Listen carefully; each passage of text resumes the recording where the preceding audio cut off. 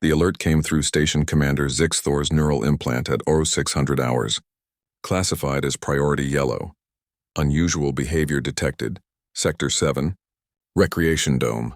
Zixthor's scales rippled with concern. In the 3 cycles since humanity had joined the Galactic Council, unusual behavior involving humans had become a recurring theme. The species was unpredictable, creative, and alarmingly fearless. They bonded with species that should have terrified them. They laughed in situations that warranted gravity. They insisted on physical contact, when most civilized races preferred a respectful distance. The security footage loaded onto his display. What he saw made his secondary heart skip a beat.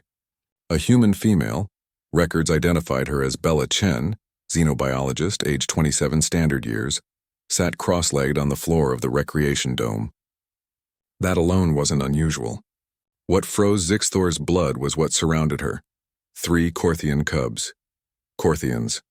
Apex predators from a death world with gravity 3 times standard. Their adults stood nearly 3 meters tall, possessed razor-sharp claws, and had evolved from pack hunters so efficient they'd dominated their planet's food chain for 10 million years. The Galactic Council had nearly rejected their application for membership out of pure instinct-driven fear. And this human was sitting among their cubs like it was nothing. Security patrol to Recreation Dome immediately. Zixthor barked into his comm. Do not engage. Observe only. He rushed from his office, his clawed feet clicking against the station's metal floors. Bella had discovered the cubs by accident 2 weeks ago. She'd been studying Korthian social structures in the station's database when she'd heard sounds.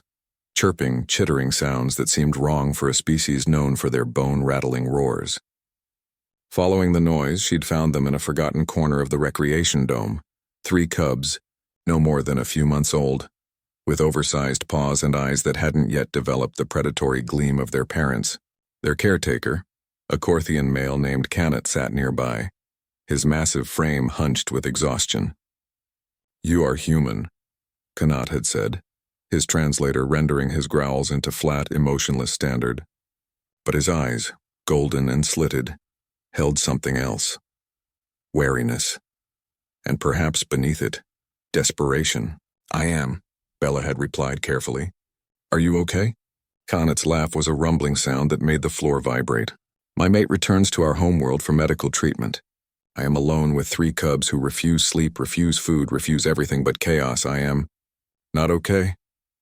Bella had looked at the cubs, at their playful tumbling, their tiny growls, their boundless energy, and she'd smiled. I know something about chaos. May I help? Kanat's hesitation had lasted only a moment. Desperation won. If you wish to risk your life for no reason, humans are known for that. Now 2 weeks later, it had become routine. Bella brought strange things from human culture, bouncing balls, colorful fabrics, picture books with earth animals. The cubs loved it all. They chased the balls with focused intensity, wrapped themselves in the fabrics like tiny, deadly burritos, and chirped with delight at images of lions and tigers and bears. This one, Bella said, pointing to a tiger in her datapad, is from my planet. See the stripes? Your cubs have similar markings.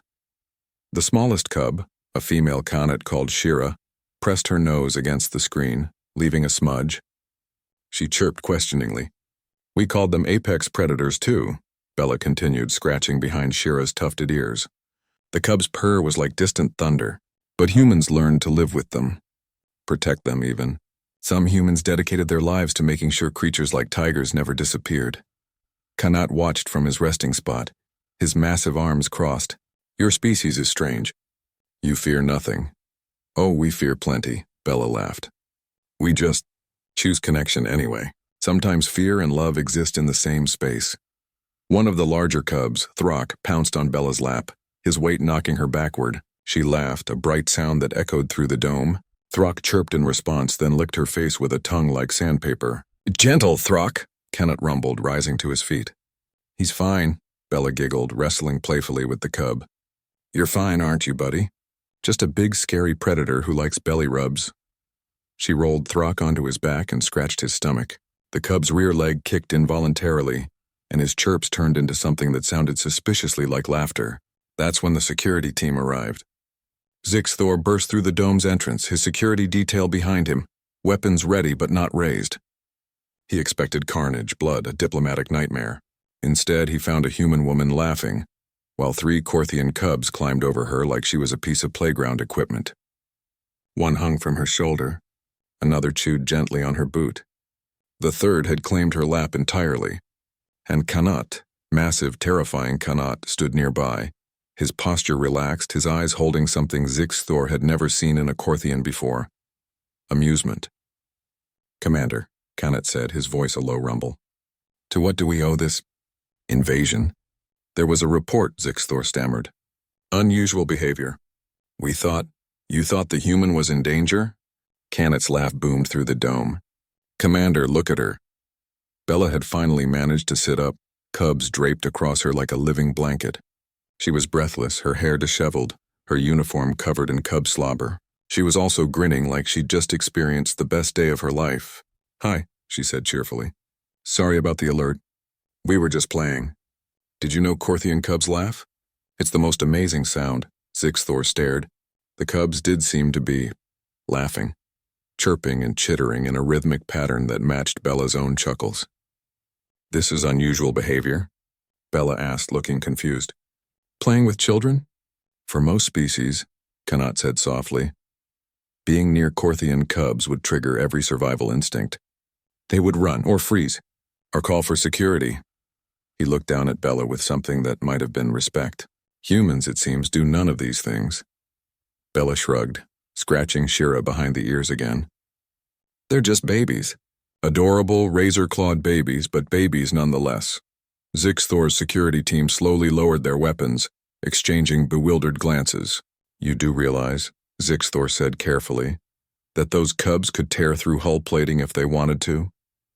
"Yeah," Bella said, completely unconcerned. "But they don't want to. They want to play. And everyone deserves someone to play with." Kanat placed one massive paw on Bella's shoulder, gentle despite its size. "The security patrol was correct, Commander. This is unusual behavior, but perhaps the galaxy could use more of it." As Zixthor watched a human and a Corthian share a moment of understanding, while 3 potentially deadly cubs chirped with joy, he realized something profound. Humanity's greatest strength wasn't their technology or their tactics. It was their absolute refusal to let fear stop them from connection. Maybe, just maybe, that's exactly what the galaxy needed. In